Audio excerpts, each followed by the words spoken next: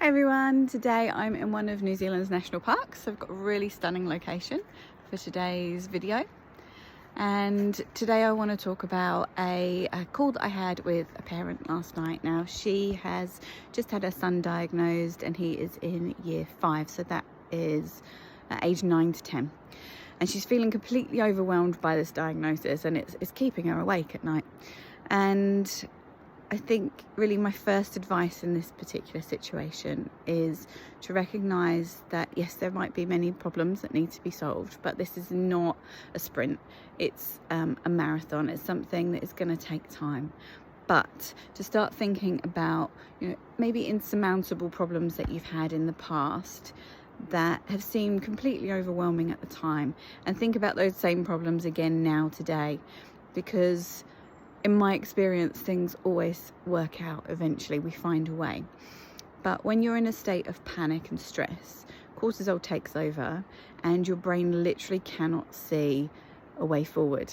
So while we're in this state, we're not going to find the answers that we need to even chart a path forward. So just recognize that it is a journey. It will take time, but it will get figured out eventually. And then in terms of the child, is to make sure that home is a safe space for the child.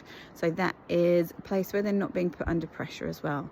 If they're being put under pressure at school to catch up and at home, then their little brains are just going to be completely offline all the time. Because when our neurodiverse kids feel under pressure, brains go completely offline and they can't even think. And so we need to create a safe space where they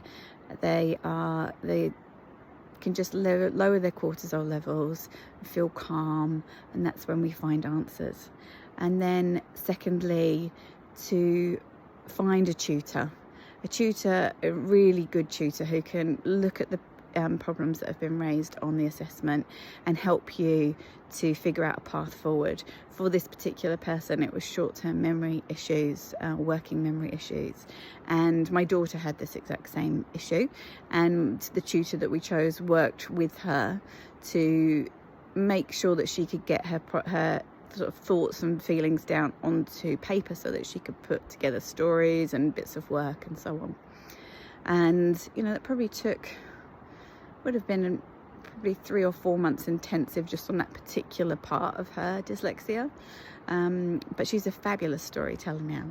And then thirdly, to find something, if you haven't already, that your child is really good at. And it can be anything. It could be painting rocks, anything at all.